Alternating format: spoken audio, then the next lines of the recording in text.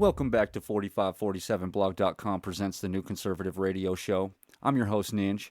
Today's episode tackles a topic that generates a lot of heat and very little light. Why Minnesota has the largest Somali population in the United States, and what role U.S. policy actually played in shaping that reality. I'm going to discuss the role of Democratic presidents and the abuse of the temporary protection status while they're in office, and also are Democrats purposefully elevating incompetents like Tim Walz, Biden, and Harris to drain taxpayer money during Democratic presidencies. This is an issue that's often reduced to slogans and accusations. Some say it was engineered by one president, others dismiss any discussion as off limits. Neither approach is useful to the taxpayers, though. What we're doing today is something different. We're laying out the facts chronologically, numbers, policy decisions, and migration patterns, without conspiracy and without denial. Somali migration to Minnesota didn't start with Barack Obama only.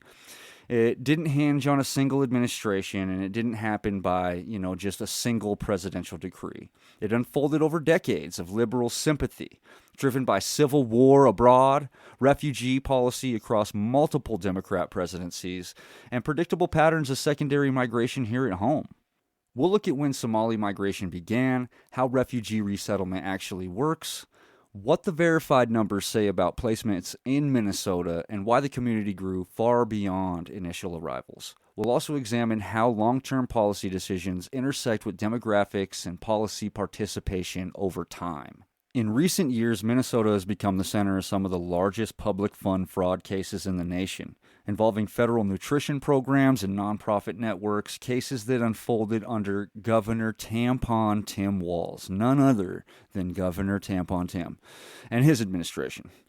Walz has not yet been charged with the crime, but investigations and court filings show that state agencies received early warnings about irregularities that were not acted on at the time. That failure of oversight has raised serious questions about leadership accountability and how, rapidly expanding government programs were actually monitored. We'll walk through the verified data on Somali resettlement, explain how refugee placement actually happens, clarify what presidencies do and don't control, and examine how Minnesota's experience became a national case study in what happens when Democrat leaders turn their head to fraud en masse. This is a conversation about systems, not, stereotypes, about oversight, not outrage, and about why ignoring uncomfortable facts only guarantees bigger scandals later in the future. If you want slogans, this isn't the show. If you want facts, content, and accountability, you're in the right place. You're listening to the New Conservative Radio Show with NINJ, and here we go. During the Obama administration, the United States admitted approximately 3.1 million legal immigrants and roughly 850,000 refugees between 2009 and 2017, according to the State Department and DHS data. Those refugee admissions, they included people from dozens of countries, but Somalis were making up a notable portion because Somalia remained one of the world's largest running failed states. Between 2009 and 2017, the U.S. resettled about 54,500 Somali refugees nationwide. Of those, roughly 6,300 were initially placed in Minnesota. That number's important because it directly isn't tens of thousands deliberately placed in the state by presidential order. Refugee placement is handled through federal agencies and nonprofit settlement partners, not by direct presidential selection. And this is the thing that these liberals are arguing against us, is that, oh my God, they didn't directly put them into Minnesota. But we'll go through that.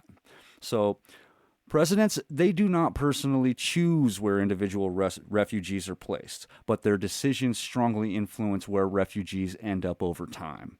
The president sets the annual refugee cap, which determines which regions and nationalities are prioritized and controls funding and enforcement standards. When admissions are increased, states with existing resettlement infrastructure like Minnesota, they receive more placements because they can absorb volume quickly. Federal funding flows to nonprofit resettlement agencies based on capacity, which expands in high admission years and reinforces established destinations. Presidential emphasis on speed or humiliation, urgency can also reduce practical barriers to placement.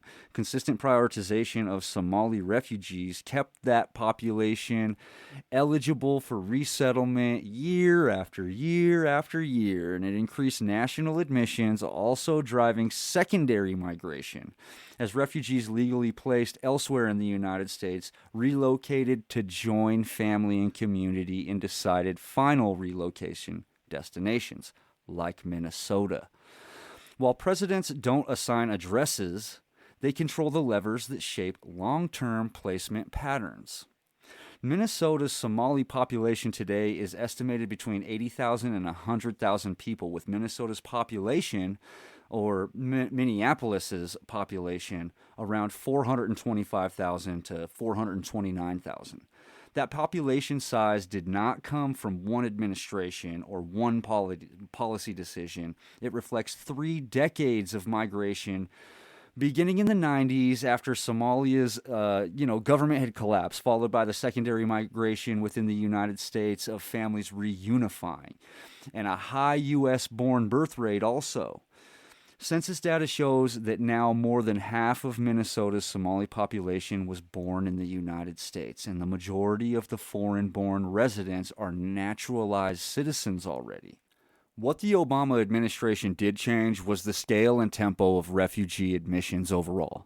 Obama raised the annual refugee ceiling multiple times, peaking at 110,000 refugees per year in 2016.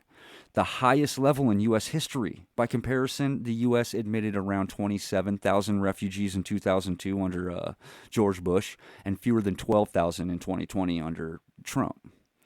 These higher refugee numbers did not target Minnesota specifically, but they expanded immigration populations nationally, especially in urban areas. Once communities reach a critical mass, political participation increased. That process is organic, not conspiratorial, but it has real political consequences as well, as we're seeing today. Minnesota's 5th Congressional District, where Ilhan Omar was elected, is one of the most heavily Democratic districts in the country. In such districts, the Democratic primary determines the outcome. As, immigrant communities become more politically active during and after the Obama years, candidates aligned with those communities and gained influence. That is how Omar won her seat. It was a primary election in a district already dominated by Democratic voters and generational Somalian immigrants. Obama didn't personally place voters in Minnesota like the left likes to say that we're trying to portray. But his administration dramatically expanded immigration and refugee admissions into the United States, which accelerated demographics and political changes that continue to this day. Those changes reshaped voting blocks, party coalitions, and local politics altogether, especially in deep blue urban districts. We all know that ignoring the numbers misses the point. Dismissing concerns as conspiracy completely misses the point. Policy decisions at the federal level compound over time, and their political effects, they often appear years later, like we're seeing right now. That's the reality. And understanding it matters if conservatives want to respond strategically instead of emotionally like liberals. The effect of the Obama-era immigration policies and refugee policies didn't end in 2017. They carried forward, paused briefly, by Trump, and then expanded again under Biden-Harris. We all saw what happened with their immigration policies. After refugee admissions were sharply reduced between 2017 and 2020 when Trump was in office, the Biden administration moved quickly to reverse course. And in 2021, President Biden raised the refugee admissions cap to 62,500 and then increased it again to 125,000 per year for both fiscal years of 2022 and 2023. That ceiling exceeds the highest level set during the Obama years, period. From 2021 to 2024, the United States admitted hundreds of thousands of refugees and humanitarian parolees, including continued administration or admissions from Somalia, and while refugee numbers under Biden, they didn't spike to unprecedented levels in a single year, supposedly, on paper, the pipeline reopened on paper, and resettlement organizations resumed or their operations at bigger scales. They were given so much more government funding underneath Biden. But at the same time, the Biden administration expanded humanitarian parole and temporary protected status. The family reunification pathways were, opened up also, all of which indirectly affected Somalian immigration. Somalia has remained eligible for temporary parole status extensions, allowing Somali nationals already in the United States to remain and work legally, often serving as anchors for, extended family immigration through, current lawful channels, supposedly lawful channels.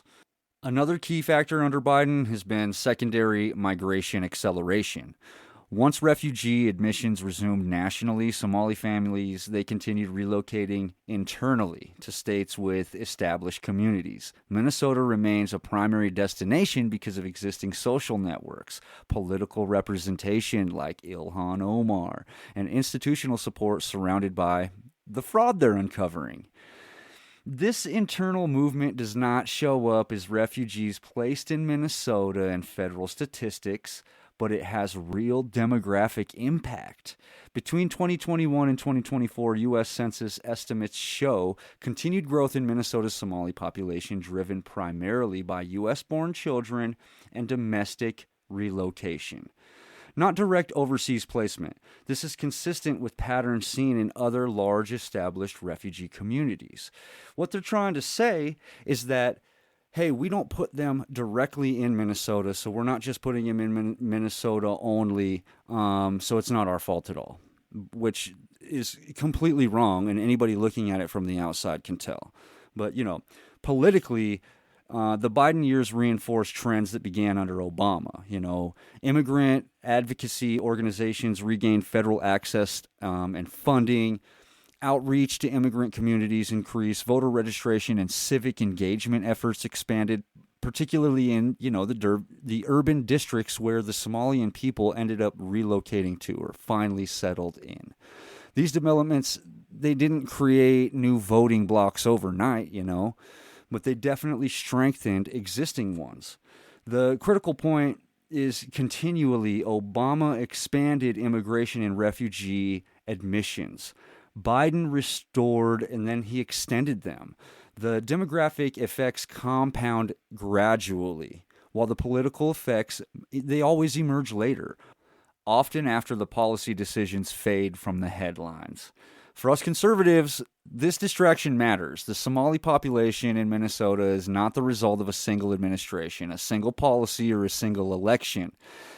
It's the product of long-term federal decisions repeated across administrations, combined with predictable migration behavior and natural population growth of immigrants led in by the Democratic government and advocated for by the Democratic government.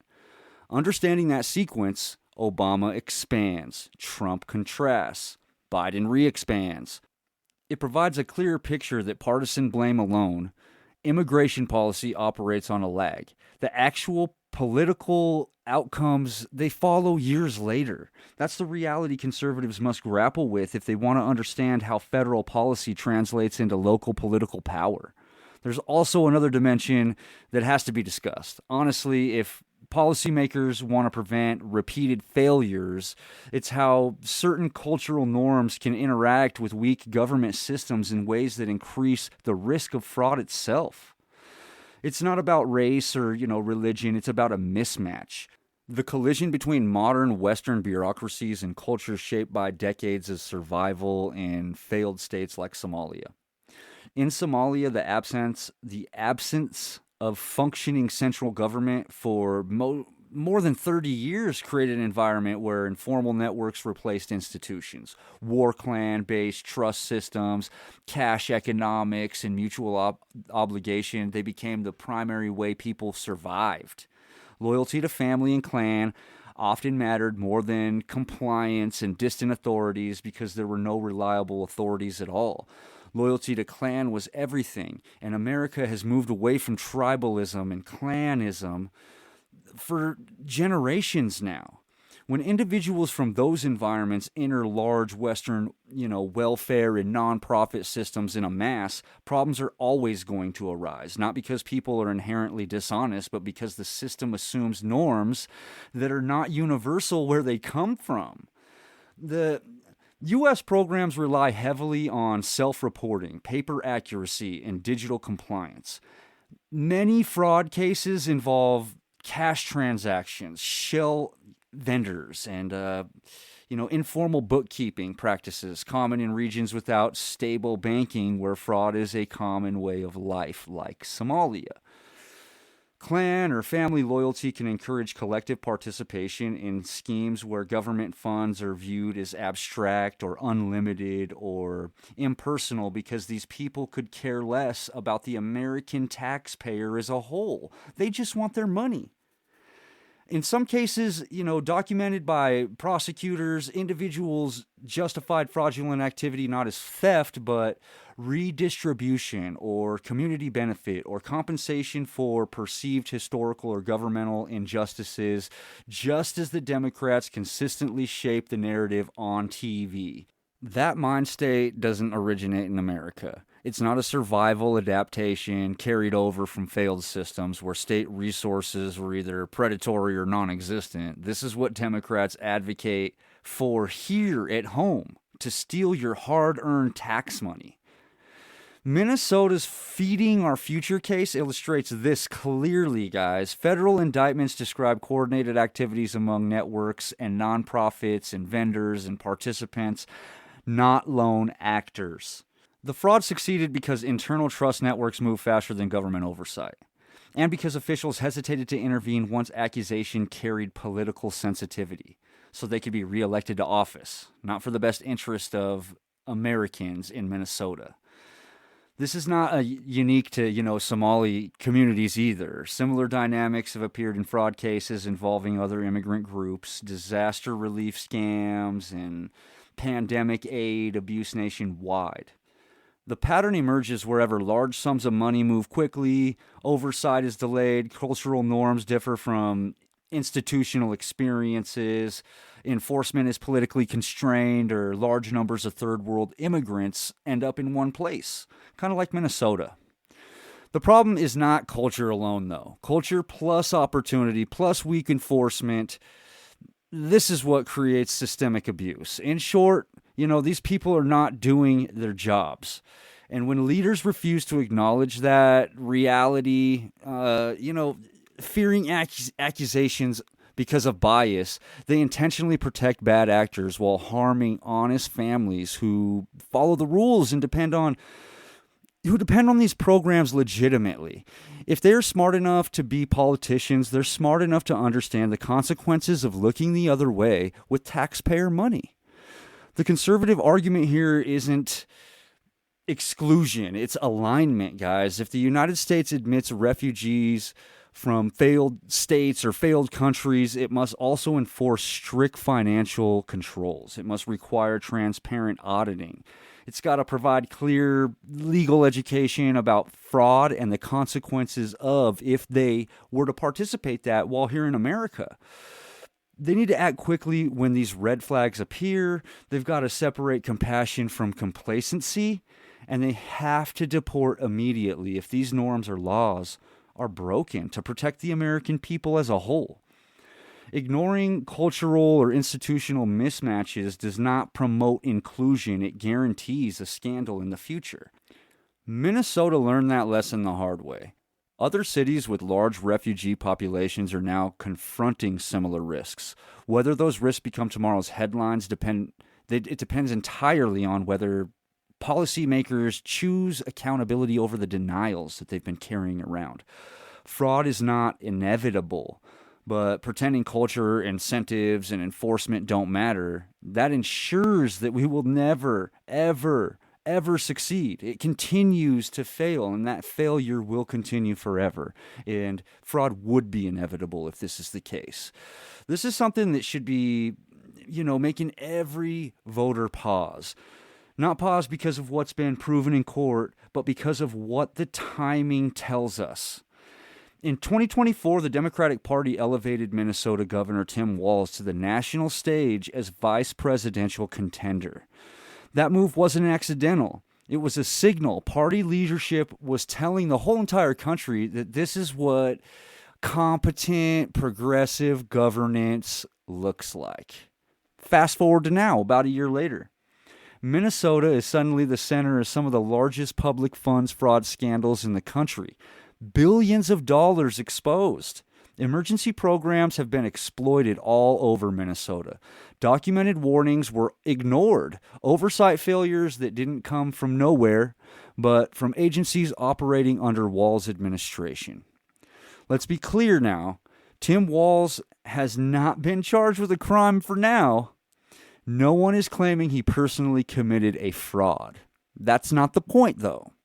Politics isn't just about criminal guilt. It's about judgment, management, and that old word responsibility. And here's where the problem starts, guys. Multiple agencies under his watch received early warnings. Auditors raised concerns. Red flags were visible.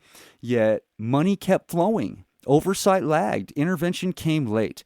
After the damage was done, that's not a legal argument. That's a leadership question. So voters are left asking something reasonable at this point. How does a party present someone as vice presidential material only to have massive oversight failures surface almost immediately afterwards? Do Democrats really have this bad of a character intuition, or is this all on purpose? Democrats say it was bad actors exploiting pandemic programs. That's probably true, but incomplete. Bad actors exist everywhere. The real test of leadership is whether systems catch them early or enable them to quietly operate for years. And that's the optics that are, unavoidable in this situation. Walz was promoted as so-called proof that bigger government can be run responsibly. Minnesota became evidence of what happens when spending expands faster than enforcement and when political sensitivity makes leaders hesitant to shut things down over re-election campaigns. Is it a coincidence? Maybe, but in politics, coincidence doesn't erase responsibility, and we all know it doesn't happen very often. Does this look like a coincidence to you from the outside? At minimum, it raises questions about how seriously the Democrat Party vets executive competence before elevating leaders nationally. At worst, it suggests a pattern: promotion first, accountability later, narrative before the audit, and us before them mentality. This is about systems. It's not about incentives. It's about whether voters are supposed to ignore what happens on the ground once the campaign slogans fade. Because when leadership works, fraud gets stopped early. When it doesn't, taxpayers find out later, after paying the bill. And that's why this question isn't going away. Not because of accusations, but because of timing, scale, and what leadership actually means when the money starts moving around. That leads us to the question, a lot of taxpayers are asking out loud now, and sometimes quietly, but mostly angry, guys. Are Democrats out to take the taxpayers' money for themselves?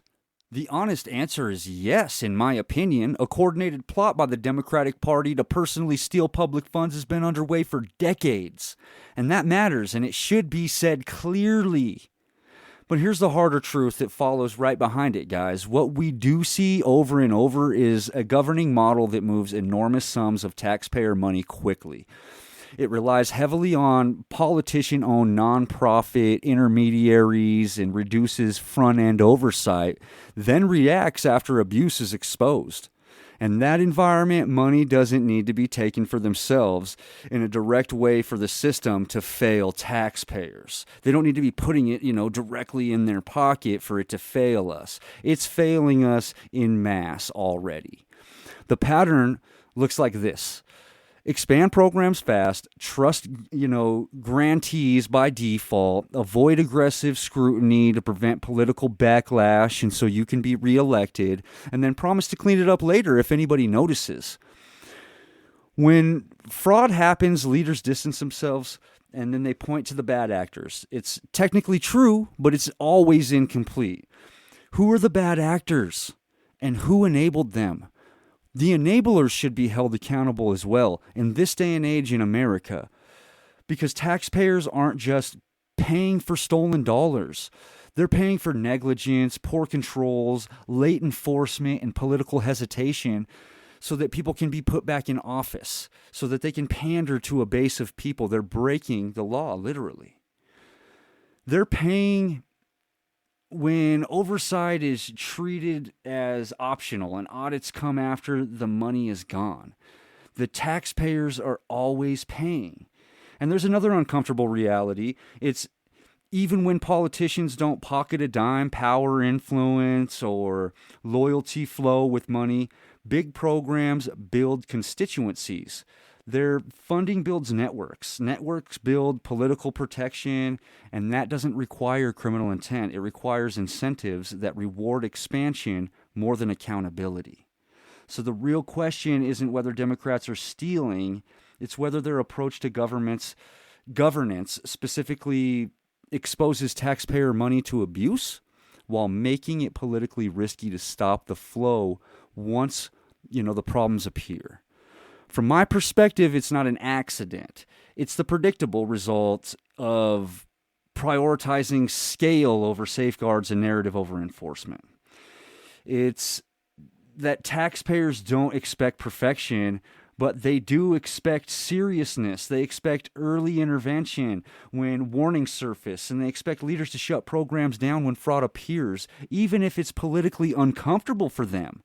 And when that happens, trust erodes. People stop asking whether money was taken intentionally and start asking whether anyone was even watching at all. That's the question Democrats haven't answered yet, and conservatives want to know. As we close tonight, guys, don't forget the timing, because politics is often judged less by court rulings and more by patterns. And I feel like I see a pattern here, don't you? Again, in 2024, Democrats elevated Tim Walz into the national stage as the vice presidential contender. That was symbolic. It was a signal that party leaders viewed him as a competent, trustworthy, and emblematic of how progressive governments is supposed to work. And the optics are hard to ignore. When a governor is promoted nationally and shortly afterward, his state is revealed to have overseen massive failures in safeguarding taxpayer money, conservatives are right to ask questions, not about criminal guilt, but about judgment, management, and priorities. Are Democrats purposefully elevating incompetence to drain taxpayer money during Democratic presidencies? Is there evidence of a coordinated plot? I think there is. I notice a repeated pattern. Rapid expansion of government programs, massive flows of public money, reduced front-end oversight, enforcement that comes only after the damage is done. In that environment, incompetence doesn't stop the system. It fuels it, guys. Oversight failed. Money didn't need to be stolen for themselves directly to be lost. It gets absorbed into nonprofits, contractors, networks, and bureaucracies that grow alongside political powers. The influence, it expands. Dependency upon that money, it grows. Accountability lags. Government swells. When leaders preside over these failures without consequences, when they're promoted rather than questioned, it sends a message. Not that fraud is acceptable, but that stopping fraud is optional. And as long as the political narrative holds and the taxpayers don't notice, right? As long as we aren't looking and we're not paying any attention, this is going to continue to go on. Hopefully, my fellow Americans, we wake up and we start looking around. And that's what troubles me. Not demographics, not legal immigration, not even taxes themselves, but the incentives. A system that rewards expansion over enforcement will keep producing the same results. When Democrats are in power and the party that elevates leaders without reckoning honestly in their records, it invites skepticism, not trust. It's not coincidence. It's definitely not at this point. It's a pattern, and it's increasingly harder to dismiss the signs. The lesson here isn't about one governor or one scandal. It's about whether voters are expected to ignore outcomes as long as their branding sounds right. Taxpayers we deserve better than that. We deserve leaders who stop fraud early, not explain it later. We deserve accountability before promotion, not exposure. And we deserve a political system that treats our money with seriousness. I demand it. That's the real issue. And unfortunately, it's not going away anytime soon, my friends. But that's all I got for you guys today. You've been listening to the New Conservative Radio Show. I'm your host, NINJ. Please stop by 4547blog.com and get the new blogazine Volume 2 or gear up with some new conservative apparel. But until next time, stay safe out there.